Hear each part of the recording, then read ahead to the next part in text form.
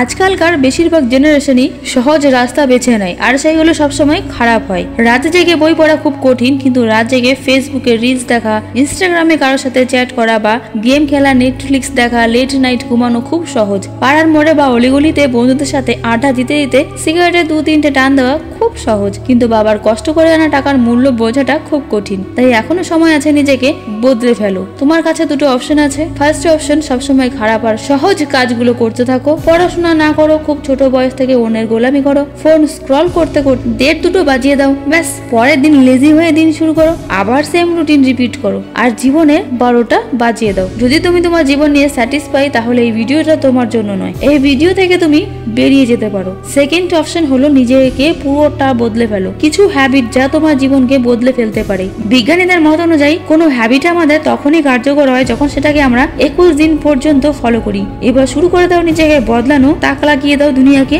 নিজের কাছেও হয়ে যাও অপরিচিত। তো রেডি তো নিজেকে বদলানোর জন্য? হ্যাবিট নাম্বার 1, সকাল থেকে নিজের স্বপ্ন করার কাজ শুরু করে দাও। কারণ দেখবে, তুমি নিজেও খেয়াল করে, আমাদের সকালে কোনো কাজের প্রতি কনসেন্ট্রেশন থাকে সবচেয়ে বেশি, কারণ সকালে আমাদের এনার্জি থাকে হাই লেভেলে। অক্ষয় কুমার তাড়াতাড়ি ঘুম থেকে উঠার জন্য পরিচিত, সেটা কম বেশি সবাই জানে। ভোর 4টার মধ্যে তার দিন শুরু করে ফিটনেস এবং কাজের মধ্য দিয়ে। চাইলে সেও তোমার মতো লেট নাইট ঘুমিয়ে লেট মর্নিং উঠে যেতে পারতো। অ্যাপেলের সিইও টিম কুক সকাল 3:45 ঘুম থেকে উঠে ইমেল শুরু করেন, কিন্তু তুমি তো নিজেই ঘুমের মালিক, ঘুমের সমস্ত দায়িত্ব নিয়ে বসে আছো। এই ঘুম যেন তোমার চোখ থেকে যেতেই চায় না, তাই না? এখন আরো হাজারো সফল ব্যক্তির এক্সাম্পল আছে, গুগলে গিয়ে সার্চ করে দেখে নিতে পারো। হ্যাবিট নাম্বার 2, আমার দ্বারা এসব হবে না। তুমি তো নিজেই বিশ্বাস করতে পারছো না, তাহলে সৃষ্টিকর্তাকে কিভাবে বিশ্বাস করবে? স্কিল ডেভেলপমেন্ট করার জন্য কোনো চেষ্টাই তোমার মধ্যে নেই। আগামী দিনের জন্য নিজেকে প্রস্তুত করতে নিজের স্কিল আরো বাড়াও, রোজ নতুন কিছু শেখো, নিজেকে আরো উন্নত করার জন্য রোজ স্টাডি বুক ছাড়াও এক্সটার্নাল বুক রিডিং প্র্যাকটিস করো। ভাবছো আমি আমার বই পড়ে শেষ করতে পারছি না, আরো বই পড়বো? Bill Gates, Warren Buffett, Mark Zuckerberg এবং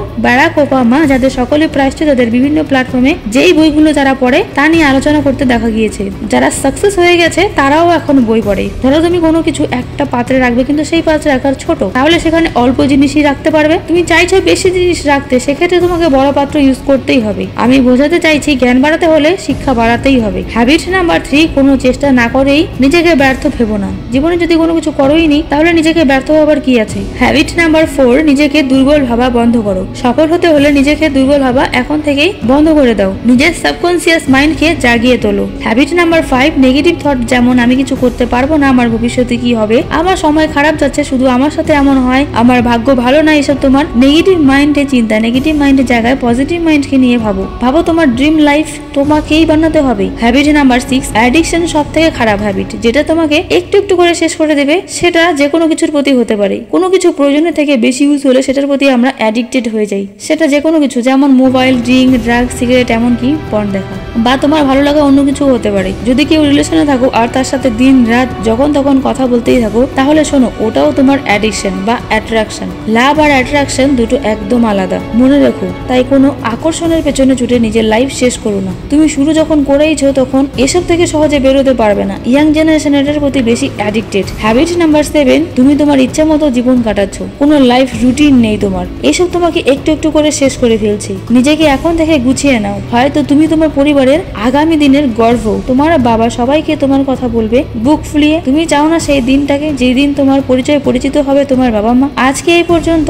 এরকম আরো ভিডিও চাও তো আমাকে লাইক করে দিও, কারণ তোমাদের একটা লাইক আমার মোটিভেশন।